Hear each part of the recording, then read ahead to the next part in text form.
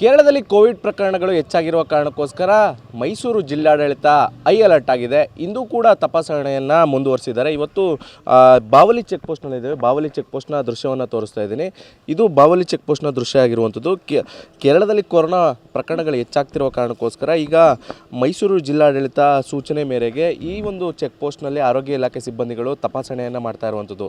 ಪ್ರತಿಯೊಬ್ಬರ thermal scan ಮಾಡುವಂಥ ಕೆಲಸವನ್ನು ಮಾಡ್ತಾ ಇರುವಂಥದ್ದು. ಯಾಕಂತಂದರೆ ಪ್ರತಿಯೊಬ್ಬ ಪ್ರಯಾಣಿಕರ ಮೇಲೆ ನಿಗಾವನ್ನು ಆರೋಗ್ಯ ಇಲಾಖೆ ಇಡ್ತಾ ಇರುವಂಥದ್ದು. ಪ್ರತಿಯೊಬ್ಬರಿಗೂ ಕೂಡ ಒಂದು ರೀತಿಯಲ್ಲಿ ಸೂಚನೆಯನ್ನು ಕೊಡ್ತಾ ಇದ್ದಾರೆ.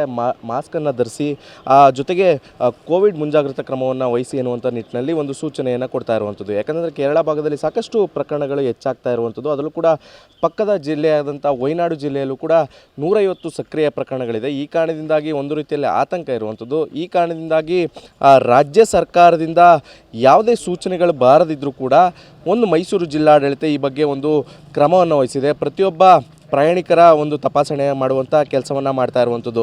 ಯಾಕಂದರೆ ಒಂದು ನಿಟ್ಟಿನಲ್ಲಿ ದೊಡ್ಡ ಆತಂಕ ಇರುವಂಥದ್ದು. ಕೇರಳ ಭಾಗದಿಂದ ಒಂದು ರೀತಿಯಲ್ಲಿ ಆತಂಕ ಇರುವಂಥದ್ದು. ನಿಫಾ ವೈರಸ್ ನಂತರ ಕೊರೋನಾ ಈಗ ಮತ್ತೆ ಮಹಾಮಾರಿ ಸಾಕಷ್ಟು ಪ್ರಕರಣಗಳು ಕಂಡು ಬರ್ತಾ ಇದೆ. ಈ ಕಾರಣದಿಂದಾಗಿ ಈಗ ತಪಾಸಣೆ ಮಾಡುವಂಥ ಕೆಲಸವನ್ನು ಆರೋಗ್ಯ ಇಲಾಖೆ ಸಿಬ್ಬಂದಿಗಳು ಮಾಡ್ತಾ ಇರುವಂಥದ್ದು. ಕ್ಯಾಮರಾ ಪರ್ಸನ್ ಪ್ರಮೋದ್ ಜೊತೆ ದಿಲೀಪ್ ಚೌಡರಿ, TV9 ಮೈಸೂರು.